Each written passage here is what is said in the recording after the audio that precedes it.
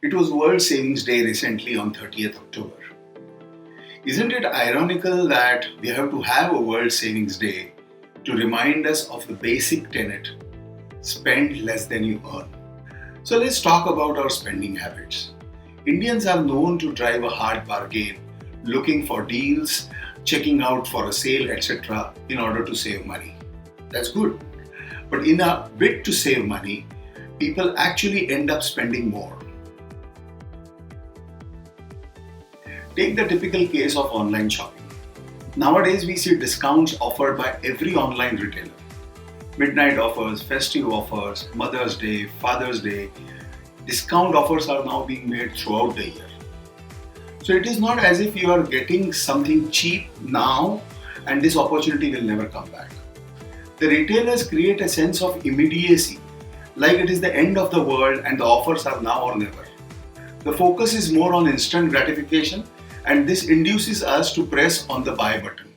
Then another trick you come across is offer like shop for a minimum of 5,000 rupees and you will get so much discount, or you may get vouchers worth so many rupees.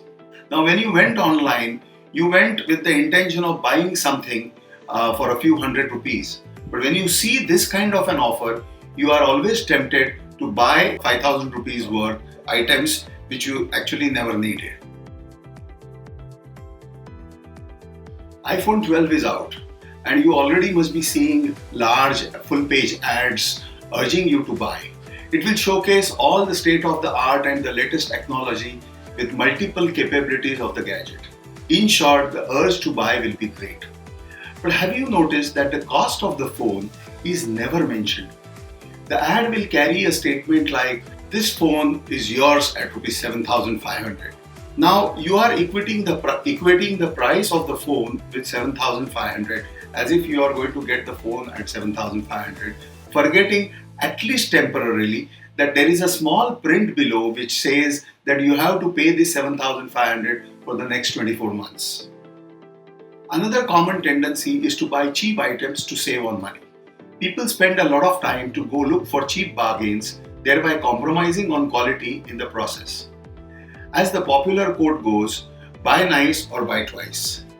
In other words, if you buy the cheapest product on the shelf, you'll just end up having to buy a new one when it breaks.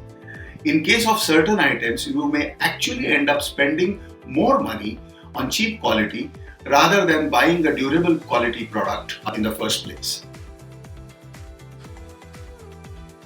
I'm sure you have heard the term penny wise pound foolish. People under the illusion of saving money buy products which in the long term prove to be disastrous to their finances. Why do people continue their home loans for a long tenure and not pay them off in their early working years? Because they want to avail of the tax benefits on the interest paid under that home loan. What they do not realize is that firstly, most of the interest is already taken from the EMIs right in the early stages of the home loan. So when they continue for a longer period of time, it does not save a lot of tax. Secondly, while they save tax, it is on the interest they pay. So for instance, if rupees 100 is paid as interest, you may save rupees 30 as tax on it. But the rupees 70 that paid as interest goes out of your own pocket. Another classic analogy is of buying insurance policies. To save peanuts tax for a particular year, people pay huge insurance premiums on investment-based policies. In many cases, such policies are eventually surrendered as people realize that they are expensive, resulting in loss of money. While every penny saved is penny earned, any financial decision should not be based with the sole objective of only saving money. It needs to fit into your overall scheme of things.